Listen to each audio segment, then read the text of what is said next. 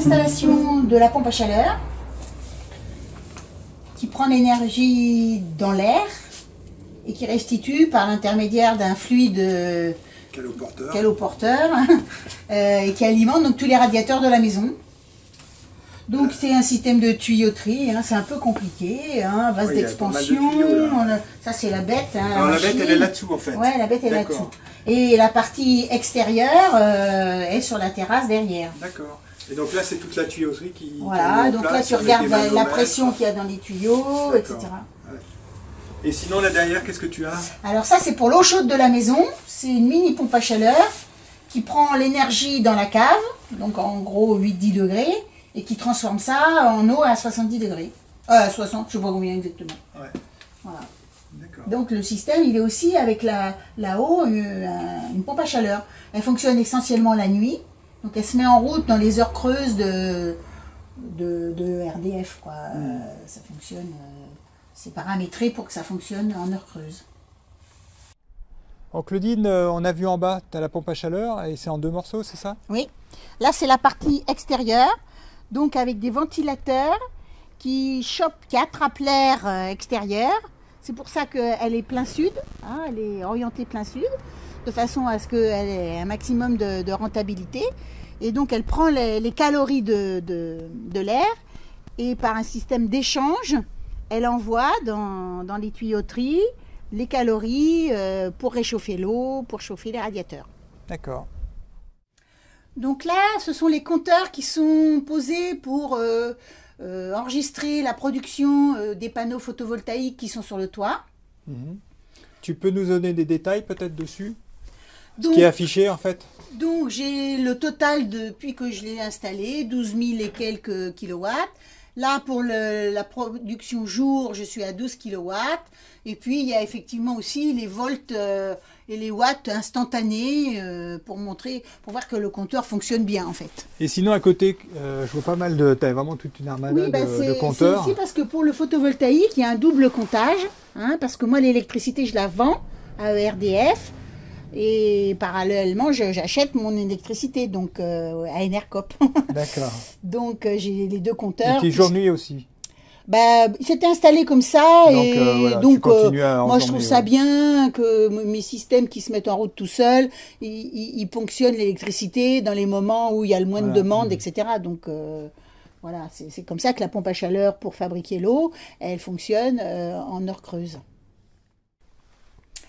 Donc voilà avec quoi je chauffe la maison quand la pompe à chaleur quand je peux ne pas mettre la pompe à chaleur, avec du bois. Donc c'est un poêle. Il a le système qu'on appelle turbo, ça veut dire qu'il envoie de l'air en bas des bûches, ce qui évite de de sortir trop souvent les cendres. Je les change peut-être une fois par mois, pas plus. Hein, donc quand au fur et à mesure quand même le lit de cendres monte. Et après, les cendres, elles vont au jardin, bien sûr, au pied des arbres, etc. Hein, voilà, et là, ça marche comment? Tu mets Alors, bon, les clapets, bon, j'appelle ça les clapets. Au départ, à l'allumage, on les ouvre. Une fois que le feu est pris, on ferme celui-là. Et après, on règle la puissance qu'on veut donner au feu en réglant l'autre clapet. Voilà. D'accord. Et je vois qu'il y a une... Ah ben, moi, je cuisine sur mon poêle. Voilà, ça, c'est sympa, je chauffe de l'eau si j'ai besoin. Voilà, toute la période d'hiver, tous les plats qui demandent de la cuisson, je cuisine dessus. D'accord. Et c'est assez rare les poêles où on peut cuisiner dessus dans le commerce, parce qu'il y a beaucoup de poêles que c'est que pour l'esthétique et la frime. Moi, c'est pour l'utile.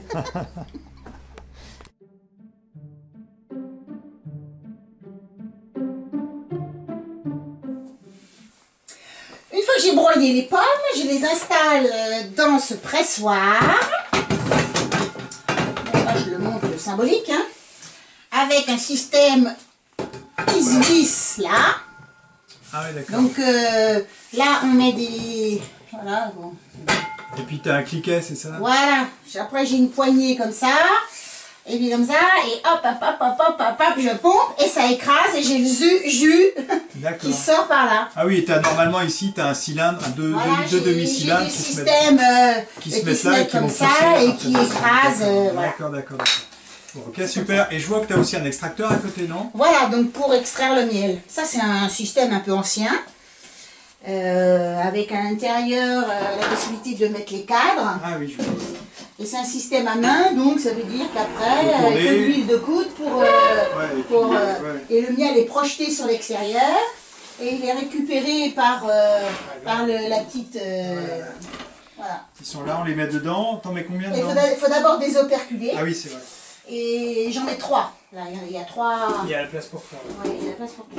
D'accord, ok. Avec la couteau voilà. qui permet Ça s'appelle un couteau à désoperculer. D'accord. Donc tu enlèves la fine couche de cire qui est à la surface. Pour déboucher. Et puis tu le pivotes, tu fais des deux côtés et tu le tournes et au fur et à mesure le miel est projeté contre les parois. Et il est récupéré par le petit robinet qui est en bas là. D'accord.